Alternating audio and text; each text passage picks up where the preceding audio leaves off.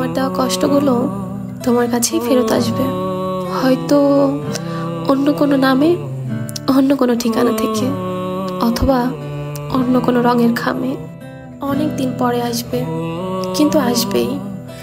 সেই ফিরে আসার খবরটা হয়তো আমি টের পাবো না, কিন্তু তুমি ঠিকই টের পাবে। কিছু কিছু জিনিস না একদম ঠিকঠাক ফিরে আসে। সেই দিন হয়তো আফসোস নিয়ে বলবে, ইস, তার সাথে এমনটা করা ঠিক হয় নাই। আমি ঠিক অভিশাপ দিচ্ছি না, তবে আমি খুব করে চাই আমার সাথে অন্যায় করা মানুষগুলোকে আল্লাহ তাআলা নিজ হাতে শাস্তি দিক। আজকে না হোক, আজ থেকে 5 বছর পর বা 1 যুগ পর তারা তাদের কর্মফল ভোগ করুক। তারা এটা বুঝুক, আল্লাহ ছাড় দেয় কিন্তু ছেড়ে দেয় না। একটা মানুষের জন্য তুমি ঠিক যতটুকু করবা তার 10 গুণ ফিরে পাবা, হোক সেটা ভালো অথবা খারাপ।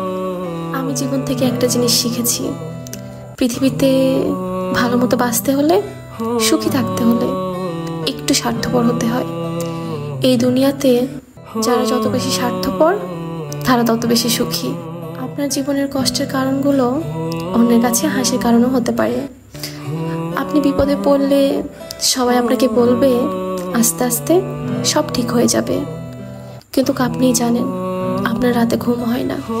সকালবেলা ঘুম থেকে উঠলে কেমন জানি অসহায় লাগে। আপনিই জানেন খেতে বসলে আপনার গলাতে খাবার নামে না।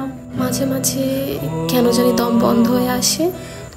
আপনিই জানেন আপনার প্রত্যেকটা সেকেন্ড কেমনভাবে কাটে।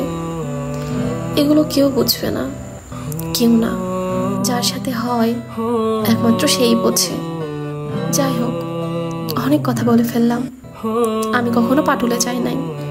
কিছুদিন আগে আমরা সবাই মিলে চলে গিয়েছিলাম পাটুলে। অনেক পানি, পানির মধ্যে আমার ছোট ভাইয়ের ফোনটা পড়ে যায়। আমি তোমাদের শুধু একটা কথাই বলবো, তোমরা যদি পানিতে ঘুরতে যাও বা যে কোনো জায়গায় ঘুরতে যাও, তোমাদের জিনিসপত্রগুলো একটু সাবধানে রাখো, কারণ জিনিসগুলো যেহেতু তোমার, কষ্টটা তোমারই বেশি লাগবে।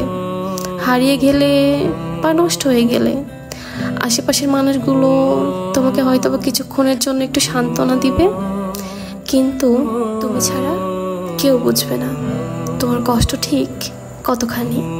পাটুলে গিয়ে দেখি পানির মধ্যে একটা রেস্টুরেন্টটা ভীষণ সুন্দর। তাই আমরা সবাই মিলে প্ল্যান করি দুপুরের খাওয়া দাওয়াটা এখানেই করব। খাবারটাও ভীষণ মজার ছিল।